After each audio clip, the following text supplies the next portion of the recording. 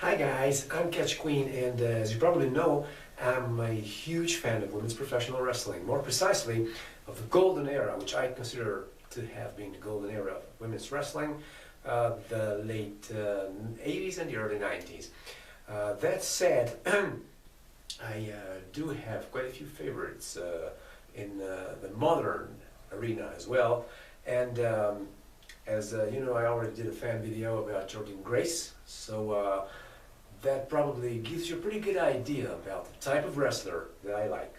With that in mind, it is hardly a surprise that I'm also a major fan of Solo Darling.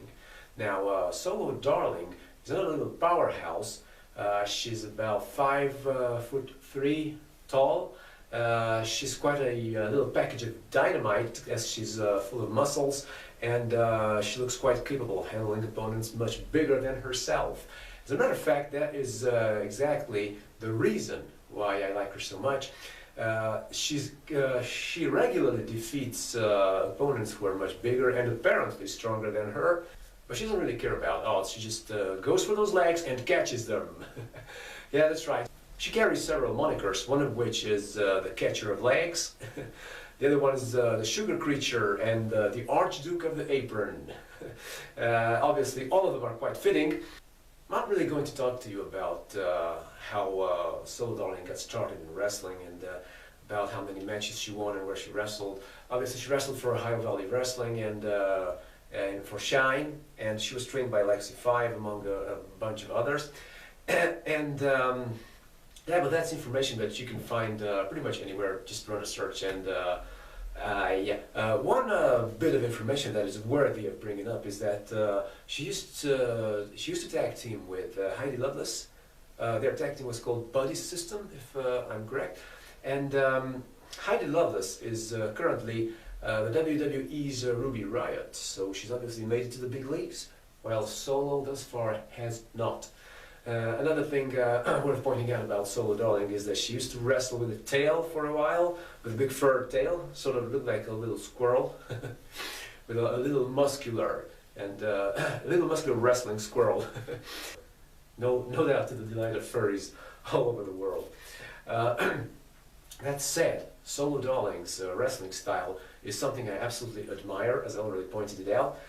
She's really diminutive, yet she's a power wrestler. And she mostly finishes her matches and her opponents via submission, and hard-fought submission victories are amongst my favorites. Her finisher, the one that I like the most, is the sharpshooter, and indeed she has trapped and forced several opponents much larger than her to surrender to her in that hold. As far as the fantasy of going up against Solo Darling in the ring is concerned, that's not a really good one for me. It's not a good place to be for me, as this girl likes to catch legs, and I've got these babies, so the odds are not in my favor at all.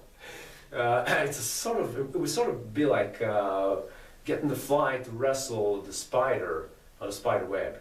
So yeah, I'll probably end up with these legs caught in under a minute.